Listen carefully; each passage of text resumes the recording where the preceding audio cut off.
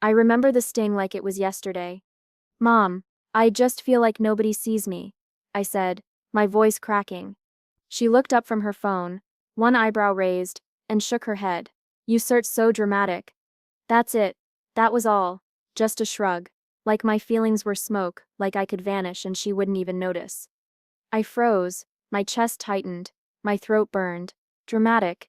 I sip trying to tell you. You said are always overthinking, always crying over nothing. Her words landed like punches. I wanted to scream, to throw something to make her hear me, but I didn't. I just sank into the couch cushions, letting the tears spill anyway. Silent, invisible, because if I raised my voice, she'd call me hysterical, call me crazy. I felt small. I tried again, softer this time. Mom, I've been trying so hard at school. I've been trying? Honey, you need to toughen up. Life is instead going to pamper you for doodles in your notebook. Doodles, notebook, my private world, my sanctuary. The place where I put every raw, bleeding thought she refused to acknowledge. She didn't see my journals stacked like bricks on my desk, didn't see my pages scribbled with dreams, fears, and little cries for help. I swallowed hard. My hands shook. I feel like you don't stet understand me. She laughed. Not a gentle laugh. Not a soft laugh. A short, cutting sound that made my stomach twist. Understand you? Sweetheart, you star melodramatic. You star 16. Grow up. I wanted to disappear, to crawl under the floorboards and melt into the shadows. That night, in my room, I grabbed my notebook, pen in hand. My tears dripped onto the paper, smudging the ink. But I didn't care. I scribbled anyway. Every line a scream she refused to hear, every word a rebellion.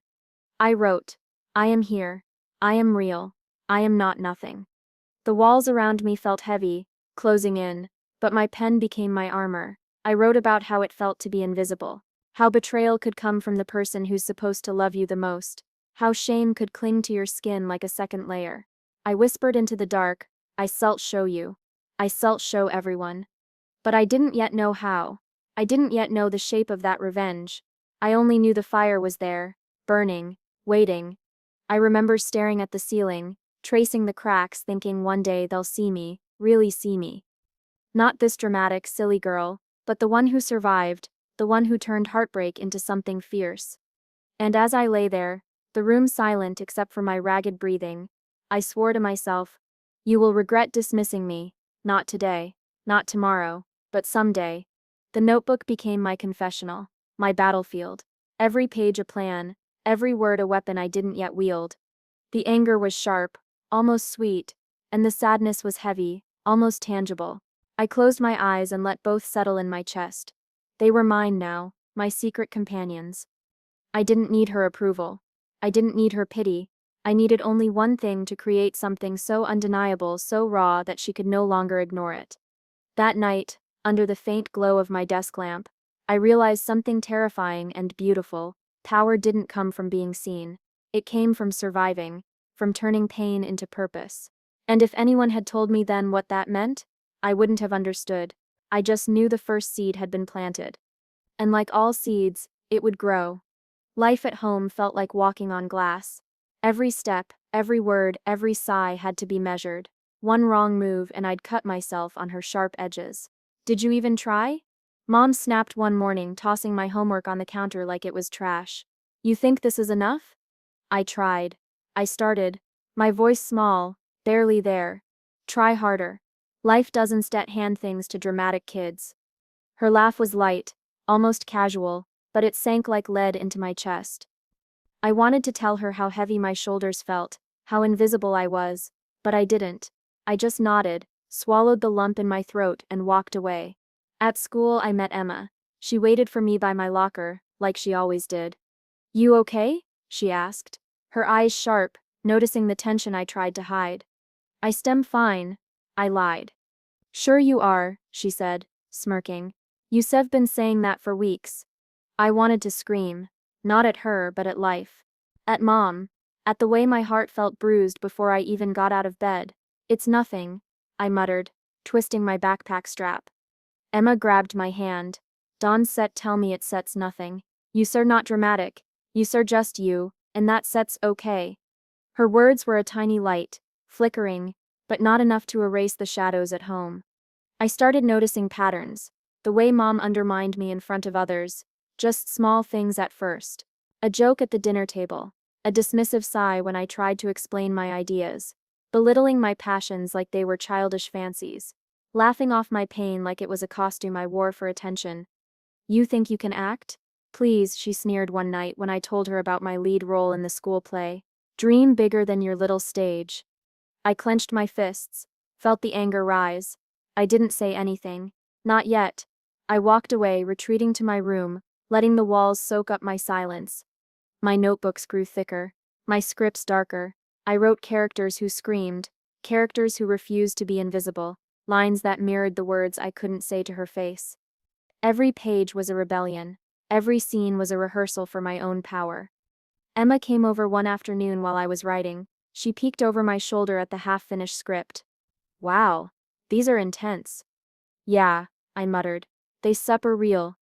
"You serse letting it consume you," she warned softly. "Don sets let it become obsession." I laughed, bitter. "Obsession is exactly what I need, Emma. Don set you get it. I can set you small. I won set." She sighed but didn't argue. I knew she understood. She always did. At school, theater became my sanctuary. I poured myself into every role, letting the characters speak truths I couldn't voice at home. A hero, a villain, a betrayed soul. They were all me. They screamed when I wanted to scream. They fought when I felt trapped. And I watched, learning. One afternoon, rehearsing a particularly dark monologue, I caught my reflection in the stage mirror. My eyes looked sharper than usual. Harder. There was fire there now. Something Mom couldn't touch, couldn't mock, couldn't dismiss. That night, back in my room, I flipped through my old notebooks. I saw the progression, the hurt, the anger, the defiance. Each page was a scar, yes, but also a step toward something bigger, something she would notice one day, whether she wanted to or not. I whispered to myself, alone in the dim light, "You think you can break me, you think you can make me small, but every word you throw at me, every laugh, every dismissal, it sets fuel, and one day, I set Tonsuren into fire." Emma called later that evening. "Hey, are you still writing?" "Yeah," I said. My voice was steady, even proud. "I can stop. Just, don't lose yourself in it, okay?" "I won't." I lied again. Not to her, but to myself. Losing myself wasn't an option. Losing my anger, my drive, my fire, that wasn't an option either. I stared at the stack of notebooks on my desk, their pages whispering secrets only I could hear. They promised something, something powerful, something that would make the loneliness, the shame, the invisible bruises matter. And I believed them. Mom might still call me dramatic. She might still laugh at my dreams, but I was learning how to turn every sneer, every dismissive shrug, every careless word into strength. And one day, she would see. I would make her see. Not through words she could ignore, not through pleas she could laugh off, but through something undeniable, something she couldn't dismiss, couldn't ridicule. I closed my notebook, the pages thick with my plans, my pain, my defiance. I felt it pulse through me. This was the beginning, the early scars, the quiet shaping of my future. And I smiled just a little because I knew I was ready. Everything exploded the day Mom walked into my drama showcase.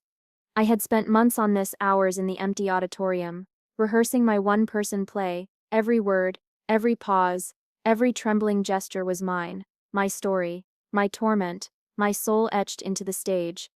I expected her to smile, maybe even be curious, to ask questions afterward, something, anything. Instead, she leaned to a friend and whispered, loud enough for me to hear, "She sips always so dramatic, typical." I froze mid-step, mid-line, my chest constricted. My heart pounded like a drum in my ears. Typical.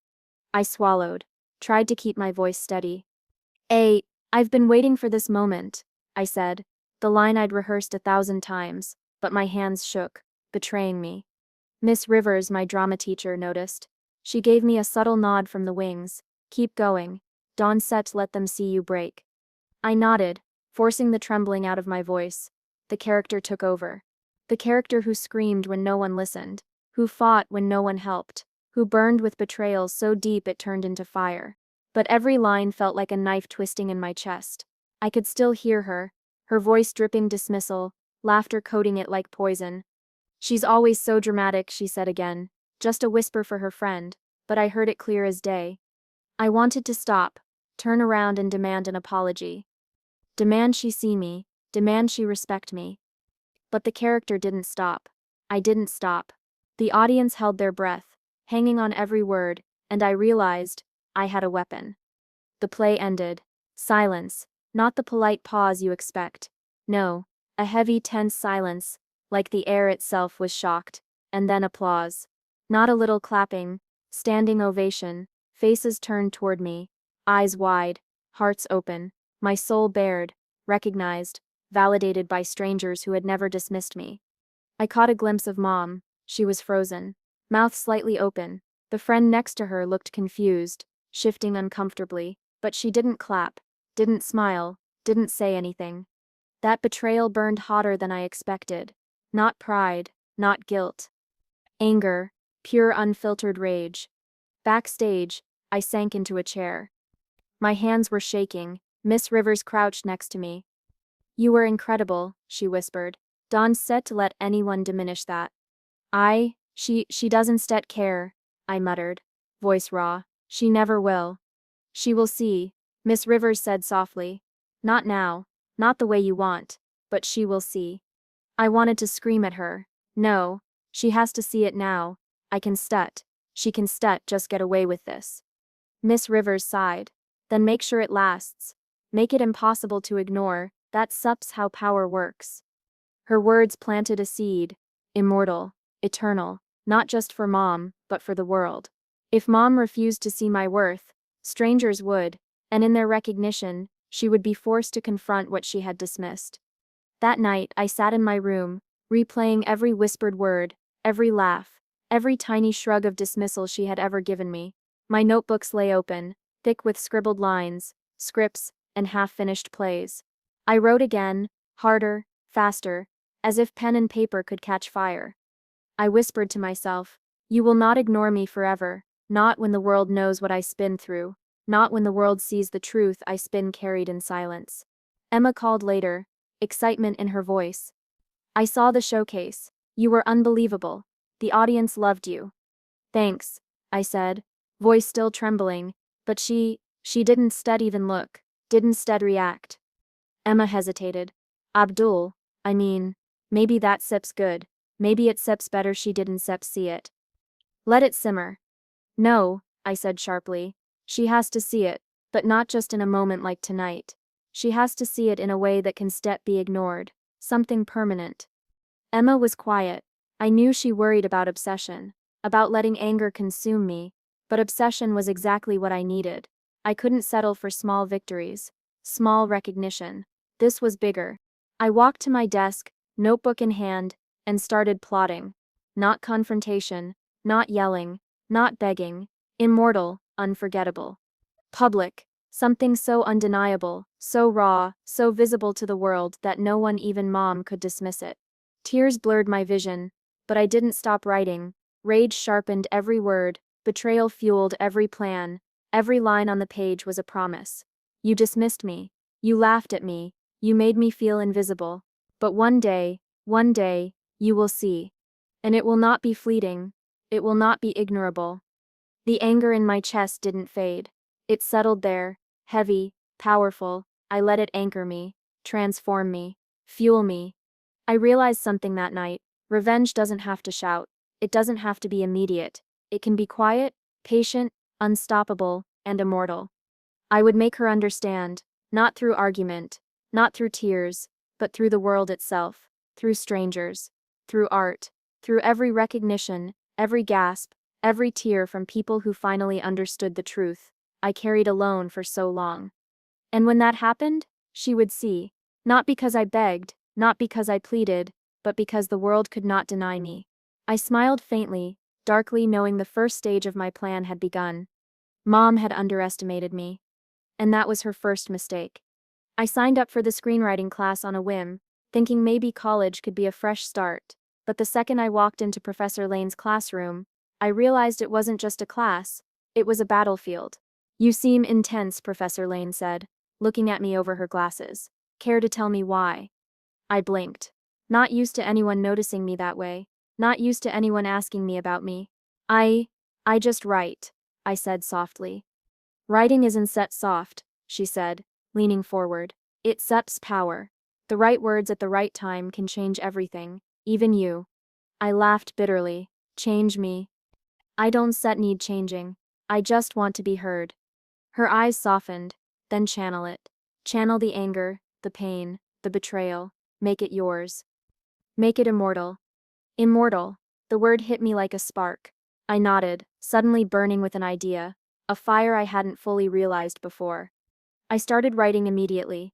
First, small things, short stories, character sketches, but soon I was working on my first screenplay. Every line, a careful strike, every scene, a battlefield. I wrote about a young woman trapped under the weight of a dismissive mother. Every cruel remark, every smirk, every belittling glance I had endured made its way into dialogue. She thinks she seps funny, I typed, watching my fingers fly across the keys. She thinks I sep fragile. I am not fragile. Professor Lane noticed the intensity in my work. One afternoon she leaned over my shoulder. This is raw, painful, beautiful. Dawn set shy away from it. Let the world feel what you sep felt. I looked at her, unsure. You really think it can work? Words are weapons. And you, my dear, are sharpening yours. I smiled faintly. Words as weapons. That's exactly what I needed. Silent, precise, unforgettable. Every morning, I immersed myself in writing. My notebook stacked high, filled with dialogue and scene directions that mirrored my own life. Every confrontation in my screenplay felt like a rehearsal for the future. Every betrayal I scripted became a tiny act of revenge I could control.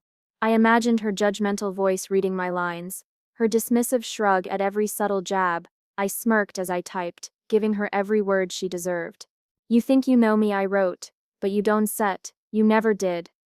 Emma noticed the change in me. You stir different, she said, one day, more focused, more dangerous in a way. Dangerous? I asked, raising an eyebrow. Yeah, she said, laughing softly. The kind of dangerous that doesn't start hit you in the face. It hits you where it hurts. Exactly. That was the point. My revenge wouldn't be loud, it wouldn't be petty, it would be eternal. She would see it. Not today, not tomorrow, but someday, through strangers who recognized my voice, my talent, my truth. Professor Lane called me after class. One afternoon, you start going to need structure, she said. Character arcs, tension, pacing. Dawn set just vent, make it art, make it undeniable. I nodded, my mind racing. I realized the power wasn't in the hurt anymore. It was in the craft, in the plotting, in the meticulous layering of betrayal and justice. Every scene was a chess move, every dialogue a strategy. At night, I'd read my scenes aloud. The lines hit differently in my own voice. Sharp, precise, unapologetic. The protagonist of my story became an extension of me. Every humiliation she endured on stage was a victory I hadn't yet claimed in real life. I wrote a scene where the mother laughed at a mistake, dismissing the protagonist's pain, and then, the protagonist rose. Quietly, calmly, with every word she spoke, she dismantled the ridicule. I felt it in my chest. Sweet, sharp, perfect. I whispered into the dark of my room. One day this will matter. One day they shall see. You shall see, and there will be no shrug, no laugh, no dismissal, only truth, only recognition. My notebooks became my arsenal, my scripts, my battlefield. Every late night spent typing, revising, plotting, was a calculated strike at the dismissal I had suffered. Each twist was deliberate, each emotional confrontation precise. Emma stopped by one evening. You're obsessed, she said, a hint of worry in her tone. I smiled, darkly. No. Focused, calculated. There sips a difference. She looked unconvinced but didn't argue. She knew better than anyone. This fire wasn't something you could douse with logic. The more I wrote, the more I felt empowered. My anger wasn't just emotion anymore. It was a weapon. It was art. It was immortal. And it was mine. Professor Lane gave me feedback one morning. You found your voice. Use it. Don't hide it. Let it strike hard. Let it endure. I nodded, fingers already itching for the keyboard. This was more than class. This was rebellion. Silent, stealthy, eternal. Every character, every plot twist, every carefully placed line of dialogue was a promise to myself, to my future. To the world, and in time to her, the one who had dismissed me for so long. She would realize, not because I begged, not because I confronted, but because the truth I poured into my work would be undeniable, visible, impossible to ignore. And that thought made me smile. Quietly, darkly. The rebellion had begun. I remember the first notification like it was a heartbeat. Your short film has gone live. I stared at the screen, fingers frozen over the keyboard. Months of writing, filming, editing, all of it distilled into 15 minutes that finally belonged to the world. I pressed play. The opening shot, shaky yet deliberate, took my breath away. The tension, the dialogue, the rawness. It was me, every scar and secret stitched into light and shadow. The first comment appeared. Raw, unflinching, heartbreakingly honest. I read it twice, 3 times, then 100 more. My chest swelled, a rush I'd never known. Triumph, pure and searing, spread through my veins. Every tear, every lonely night, every whispered dismissal from Mom, every one of them had led here. I grabbed my phone, dialed Clara, my agent, my first real champion. Clara? I said, voice trembling. Abdul, I saw it, I watched it 3 times. You stir, incredible. Do you realize what you stir've done here? I just told my story, I whispered. That seps all. That sips everything, she said firmly. And the world noticed. Festivals, blogs, even a couple of online reviewers, they sip calling it fearless. Abdul, this is your first real taste of success. I let the words sink in. Success. Not validation from Mom, not her shrug, or laughter or casual dismissal. Real recognition, from strangers who didn't know me, who had no reason to care about my pain, but somehow understood it perfectly. Then my phone buzzed again. Mom. I hesitated, staring at the screen. I almost didn't answer, but curiosity or maybe a darker thrill won. Hi, I said, trying to sound casual. Well, she said, her voice light, dismissive, the same she Sept always used. That's Seps, nice. That's it. That's all. A shrug in words. But I felt it. The hesitation behind it. The irritation she couldn't mask. A crack in her armor. I let it simmer. Thanks, I said quietly, and hung up. Clara leaned closer over Zoom. You felt that, didn't set you? I nodded. Yeah, I did, and it felt satisfying. Good, she said, smiling. You should feel that way. Use it. Build it. That Seps how legends start. Not with confrontation, not with shouting, but with undeniable proof that you sever untouchable. Proof. The word sparked something dark and bright inside me. Every festival acceptance, every pitch meeting, every compliment from strangers became fuel, fire that consumed the shame. Mom tried to feed me, transforming it into power I could wield silently. A week later, Clara called again. Abdul, we have 3 festival acceptances, and 1 international short film competition wants it as their opening piece. I laughed, sharp and dark. They want to open with it? That Sep's insane. Not insane. Deserved, she corrected. They see your talent, the bravery, the honesty, and they see paying attention. I ran my hands over my face. My chest ached with pride. But it wasn't just pride, it was triumph wrapped in tension. Every time I imagined Mom, watching, unwilling to admit she had underestimated me, I felt it deeper. Sweet, sharp, controlled satisfaction. Emma texted later that night. I saw it. You're unstoppable. I stared at the message. Smiled faintly, unstoppable. I poured myself another coffee, opened my notebook, started jotting down the next idea. Longer this time, darker, more intricate. Every dialogue a blade, every scene a chess move. I realized that success wasn't just applause, it was leverage. Every recognition made my silent revenge more inevitable, more undeniable. One evening, I sat in my apartment, staring at the comment sections, festival emails, congratulatory messages. My heart pounded. Then I picked up my phone and dialed Mom again. Hey, I said casually though. Inside I was sharp as glass. Hi? So the film? She asked, voice neutral but thinly veiled irritation threading through. It's doing well, I said. A lot of people are noticing. Festivals, blogs, reviews, it's getting attention. There was a pause. Then almost reluctantly, that sep's good. Exactly. That pause, that hesitation, that unspoken acknowledgement she refused to voice. It burned like victory. I didn't reply. I didn't need to. The silence said more than any words could. Every time I told myself she didn't matter, she still mattered, but not in the way she wanted. She was a spectator now, watching from the sidelines, unable to dismiss what she had once ignored, and it thrilled me. Clara called the next morning. Abdul, we have an offer from a major streaming platform. They want a meeting. I grinned, darkly. Let's do it. Because this wasn't just success. It was my first strike. A quiet, public, unavoidable strike. Every review, every acceptance, every stranger applauding my honesty, every festival's email confirming my talent. It was revenge in its purest form. I sat back, fingers steepled, a thrill ran through me. Mom had underestimated me. Always had, and she would continue to. But the world wouldn't. And that was the most satisfying part. Not confrontation, not shouting, not begging for recognition, but this watching her realize too late that the girl she dismissed had built something unstoppable, something eternal, something she could never undo. I let the thought linger, tasted it, savored it. Because this was only the beginning. The first taste of real success. And it was delicious. The family gathering smelled of perfume, polished silver and tension.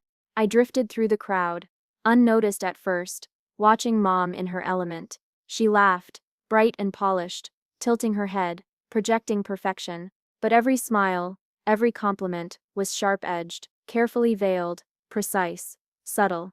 She really is something, Aunt Lisa whispered to me as we perched on the edge of the room. I glanced at her. Something good? Lisa Sepp's lips twitched, almost a smile. She Sepp's impressive. Yes, but not in the way she wants people to see. Even as a child, she couldn't stand it when you shone. I froze. My coffee trembled in my hand. What do you mean? Your little plays. Your writing. Your imagination. Your mother was jealous. Quietly furious. She Sepped smile at everyone else. But she could never truly celebrate you, not genuinely. My stomach twisted, and a dark thrill ran through me. Jealous. My own mother jealous. All those dismissals, all the dramatic accusations, they weren't just indifference, they were contempt wrapped in false cheer. Emma sidled up next to me, eyes scanning the room. You notice it too, don't you?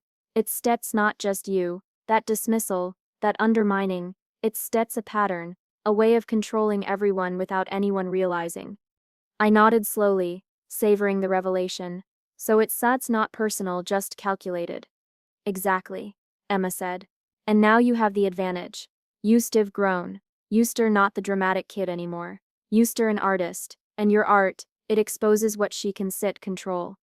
I smiled faintly, darkly. Yes, exactly that. I drifted closer to Mom, careful not to be noticed. She was holding court by the dessert table, laughing, sprinkling compliments at cousins, subtle jabs hidden in the warmth.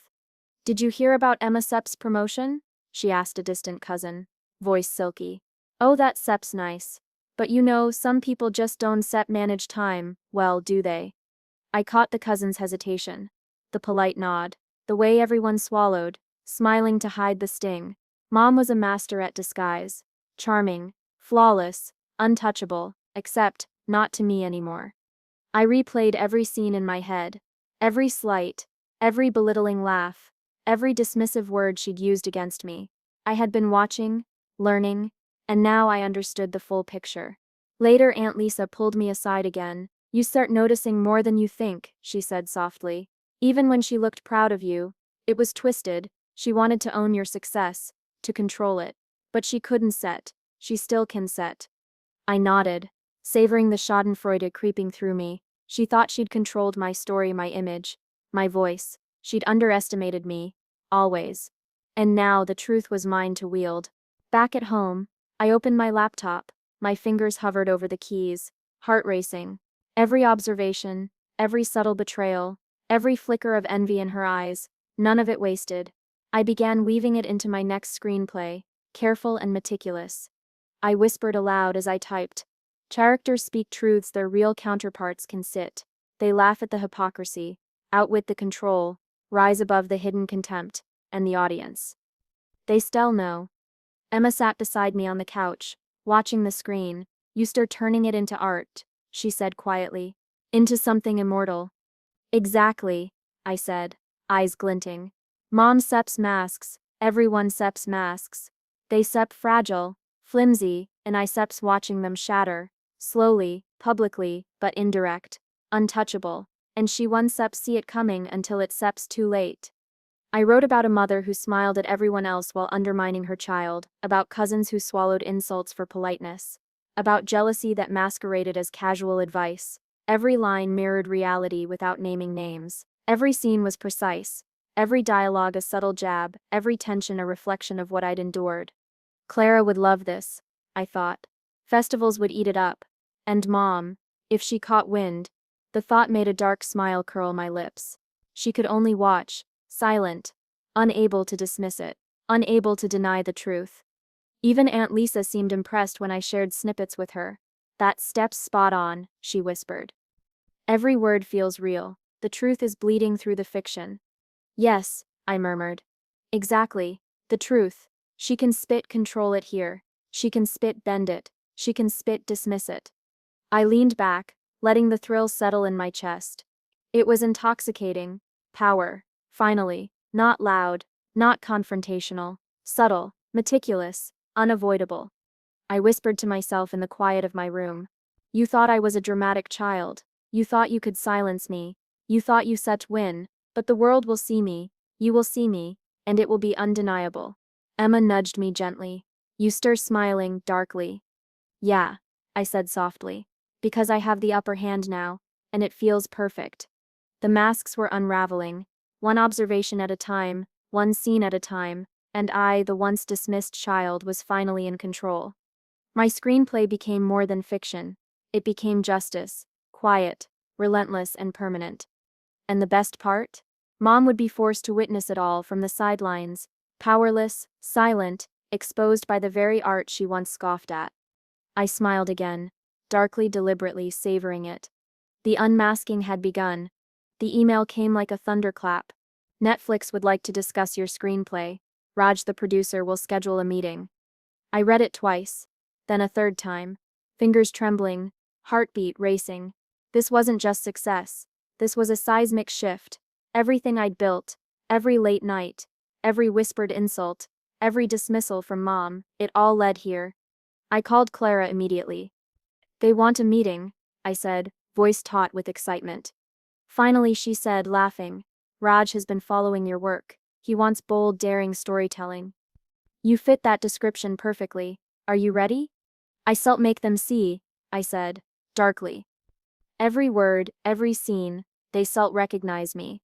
And she shall finally understand, from the sidelines, what she underestimated. Clara didn't comment. She just smiled knowingly. The meeting day arrived. The office smelled of polished wood and ambition. Raj sat at the head of the table, smiling, calm, not intimidating, not condescending, just recognizing talent.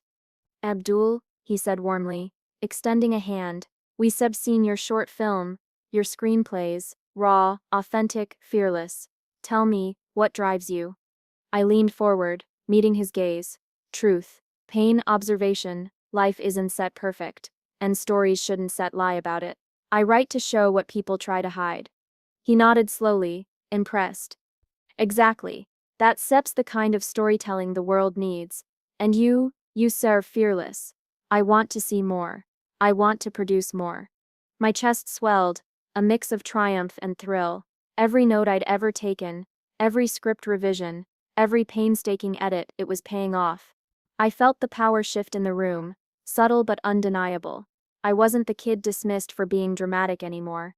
I was the artist they couldn't ignore. Later, Raj leaned back. Yusep got vision, strategy, and Yusepture meticulous. That combination? Rare. You could be unstoppable. I smirked, letting the thought settle. Unstoppable. That word felt heavier now, not just a fantasy. Not just hope. Real, tangible. Fueling the silent fire I'd carried for years. Clara Sepp's voice buzzed in my ear later. Don't Seps forget the real motivator. Your mother Sepp's dismissal, keep that at arm's length. Use it. I nodded, remembering the phone call months ago. Well, that's nice. That shrug, that dismissal, it would always fuel me. I would never give her the satisfaction of watching me grovel or beg. She would witness my rise, from a distance powerless to change it. Every meeting became a chess game, notes implemented with precision, scenes tightened, dialogue sharpened, characters layered with subtle brilliance. The industry professionals noticed, offered praise, suggestions, but it was my vision driving the ship. I learned to navigate, to assert, to calculate.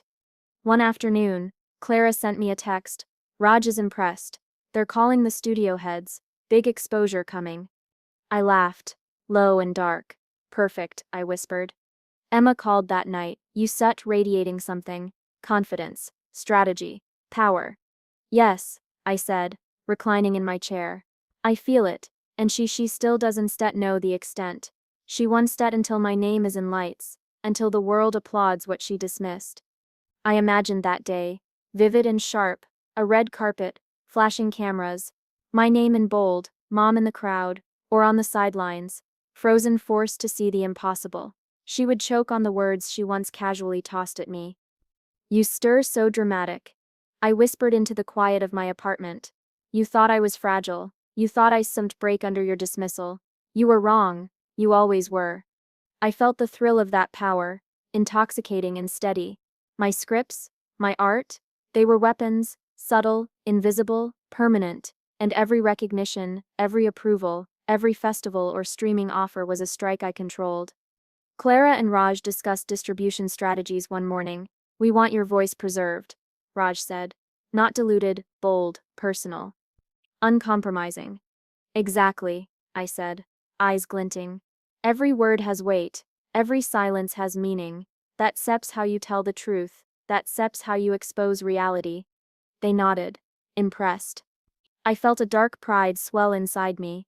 The tables had turned completely. This wasn't just about recognition anymore, it was strategic domination. Every scene, every line, every plot twist was now layered with my vision of inevitability. Even Emma Sepp's voice carried all later that evening. You shifted the balance. Completely. No one underestimates you now. I smiled faintly, darkly. Exactly. And she said'll see it too. Eventually, not today, not yet. But she will. The thought of Mom's eventual realization, the flush of surprise, the forced acknowledgement, the unspoken shame, was heady. I didn't want humiliation for the sake of cruelty. I wanted the truth recognized, and I wanted her powerless to deny it. Every meeting, every script revision, every note implemented with care became a deliberate step in my silent revenge. The world would see, the industry would see, and eventually she would see too. I leaned back, savoring the tension, the thrill, the power. I was no longer the dramatic child. I was the artist, the strategist, the unstoppable force she had tried to dismiss for so long. And soon, very soon, the world would witness the brilliance she had always underestimated. The power had shifted, and I was in command. The day of the premiere arrived, tense and electric. I sat in the theater, the glow of the screen painting my face, heart thudding like a drum. Every camera angle, every note in the score, every line of dialogue, it was all mine. Every moment a carefully placed strike, silent but unavoidable. I knew she was watching. Mom had called earlier, her tone clipped. I'll tune in, she said. That's all, no excitement, no praise, just obligation. Perfect. The opening scene rolled. A mother laughing at small mistakes, dismissing passion with casual words. The protagonist, young, creative, invisible, navigated a world where her voice was ignored. My voice, my past. Every word I had once whispered into empty rooms now resonated, amplified by lights and sound. I watched her out of the corner of my eye. She shifted in her seat, the faintest crease between her brows. Her lips parted as the character on screen confronted dismissal, humiliation, subtle cruelty. the same dismissals I'd endured for years. She's expressive, Mom murmured to no one in particular. Emma nudged me gently. You see it, don't set you. I nodded, calm, detached. I see recognition. I could see the flicker of disbelief, the tightening of her jaw as the protagonist pushed back against subtle mockery. Every line, every scene mirrored truths she had denied, belittled or ignored, and she couldn't look away. Interesting how real it feels, she whispered, almost a question. The irony was delicious. The dramatic child she had scoffed at had become the architect of this truth. She had no power here. She couldn't dismiss me, couldn't control the narrative. Every scene was a silent confrontation she couldn't answer. I whispered to myself, quiet, controlled, this is your world, Mom, and you are powerless. The audience laughed at clever lines, nodded at raw emotion, gasped at tension perfectly built. Every cheer, every clap, every shiver in the theater reinforced the truth I had been denied for years. And Mom? She was part of the audience too, trapped in her own disbelief. She's talented, Mom muttered, voice barely audible. I didn't set no. Emma leaned closer. It's the same thing you've been telling me for years. You've always been this good. And now everyone sees it. I let her words hang. I didn't need to say more. The scene changed. Escalating tension. The mother on screen finally faced consequences she had tried to hide from the child. Recognition. Judgment. Subtle embarrassment. And applause. I watched Mom flinch, the faintest flush creeping into her cheeks. Her eyes darted, looking for reassurance, for denial, but there was none. The brilliance was undeniable. You wrote all this? She asked softly, disbelief lacing every syllable. I smiled faintly, calm, unshaken. Yes, every line, every scene. Her mouth opened, closed, opened again. She wanted to protest, to belittle, to dismiss, but couldn't. The audience's reaction, the undeniable artistry, blocked every escape. Emma whispered, almost reverently, this is poetic justice. I didn't gloat. I didn't need to. Satisfaction ran deep and silent. The triumph was quiet, perfect, inevitable. Mom's inability to dismiss, to control, to deny, it was sweeter than revenge itself. I let my eyes roam over the theater, every stranger clapping, every tear, every gasp. It was validation. My struggles, my pain, every moment she had dismissed as dramatic had been transformed into art. And the audience was witnessing it, feeling it, acknowledging it. Mom leaned back in her seat, lips tight. I saw subtle recognition flash across her features. Realization, regret, disbelief. She had underestimated me, as she always had. And now, there was nothing she could do. You made it real, she breathed, voice trembling. Yes, I said quietly. And you couldn't stop it. You never could. The protagonist on screen spoke the final lines. Defiant, unyielding, victorious. The theater erupted.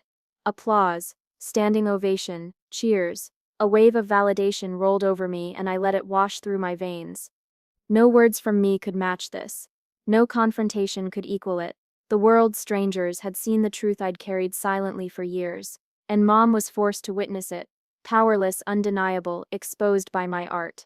She looked at me finally, a mixture of awe, regret, and shame flickering in her eyes. Her silence spoke volumes.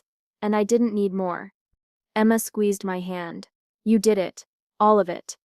I nodded, voice low, steady. I did. The child you dismissed became unstoppable. For the first time, Mom had no words to dismiss, no laughter to diminish my pain, no shrug to hide disdain. She was quiet, witnessing, and that was enough. I let the moment linger, quiet triumph, unspoken, perfect. Because revenge isn't always loud. Sometimes it's art. And this was the finest revenge of all. I leaned back, savoring the satisfaction, the poetic justice, the irreversible shift. The dramatic child was gone. The artist, the strategist, the architect of her own truth, stood immortal, undeniable. And Mom had no choice but to witness it. I sit in my office, the soft glow of the city beyond the window painting shadows on the walls. The desk is cluttered with scripts, notes, and cups of coffee long gone cold. I stare at the stack of pages in front of me, fingers brushing the edges like I'm touching memories. Look at this, Emma says, leaning against the doorway, voice light but warm, from the kid who cried over words to the woman who makes millions feel them. I chuckle, bitter and sweet, the same kid who got called dramatic by the one person who should have seen me. Emma shakes her head. That sep's not the story anymore. That sep's the prologue. Look at what you sept built. Look at who you are. I nod, letting her words sink. You know, it's sep's funny. Every dismissal, every sneer, every casual shrug, it all became fuel. Not for hatred, not for revenge, but for this, for survival. For my art. Professor Lane appears beside us, quiet, smiling with pride. Abdul, You've transformed pain into power. That sep's rare. Most people crumble under what you endured. You didn't just survive, you thrived. I meet his gaze, voice low but steady. Thriving feels different when the world finally listens, when strangers understand what the person closest to you could never see. Emma nudges me playfully, and yet ironically, it sets that very disbelief that made your work so sharp. The pen is sharper than any insult. I smile faintly, a dark, knowing smile. Every scene, every character, every conflict, its steps all been practice. Every rejection, every dismissal, every dramatic set comment taught me rhythm, tension, subtlety. They thought they were silencing me. Instead, they were training me. Lane chuckles softly. The best mentors are the ones who don't even know they are teaching. I glance at Emma, eyes softening. I can believe how far we come. How far I come. From hiding in notebooks, scribbling lines that no one read, to crafting stories that millions feel. Its steps, surreal. Emma grins. Not surreal. Earned. I laugh lightly, leaning back, exhaling long and slow, and the person who dismissed me most, the one who thought I was fragile, dramatic indirectly inspired my greatest work, isn't that ironic? Emma tilts her head. Isn't it beautiful? I pause, letting the silence fill the room. It steps heavy with memory and light with triumph. I feel free, not because I proved her wrong, not because I humiliated her, but because I finally live in my truth. Every word, every scene, every script, it steps mine, untouchable, unstoppable. Lane nods. Closure is instead always loud. Sometimes it steps quiet, internal. This moment right here is your victory. I look down at my hands, worn from years of writing, rewriting, bleeding emotion onto paper. It's strange, I murmur. I used to think revenge meant destruction, confrontation, making someone suffer. But the real revenge is life well lived. Talent realized, passion expressed. And scars, they're just part of the map to get here. Emma leans closer, whispering, You've outgrown the anger. You've risen beyond it. And it suits you. I nod slowly. Every insult thrown my way, every belittlement, every casual cruelty they serve fuel. Not to hurt, but to hone. And now, I create worlds, not chaos. I wield stories, not grudges. And that feels perfect. Lane smiles, quiet and approving. The girl who was once dismissed is now a woman who inspires. Millions feel your words, your truth, that sep's power beyond any insult. I glance at my reflection in the glass window, seeing the lines of growth, the eyes sharpened by experience. It steps me, I whisper. Every part of me, the hurt, the fire, the obsession, has led to this, and now, I am complete. Emma smiles. And unstoppable. I exhale, long and calm. Yes, unstoppable, because I survived, because I expressed myself, because I turned silence into voice, mockery into masterpiece, doubt into direction. Lane places a hand lightly on my shoulder. Remember this feeling, the peace, the clarity, the quiet triumph. That is what lasts. I look back at the scripts stacked on my desk, at the city lights outside, at the world that now listens when I speak. I will, I say softly, and I will keep creating. Keep rising, keep living in truth, free, sharp, relentless. My pen is my sword now, and nothing can take that away. Emma laughs quietly. You really did rise beyond, didn't you? I smile, darkly, fully, letting every shadow of the past dissolve in this moment. Yes, I murmur. Beyond drama, beyond dismissal, beyond the past, and it feels better than I ever imagined. The room is quiet, safe, full of the resonance of survival, talent, and triumph. I close my eyes for a moment, savoring it. For the first time in years, I feel complete, powerful, and unstoppable. I am the author of my story, the architect of my life, and I am rising beyond.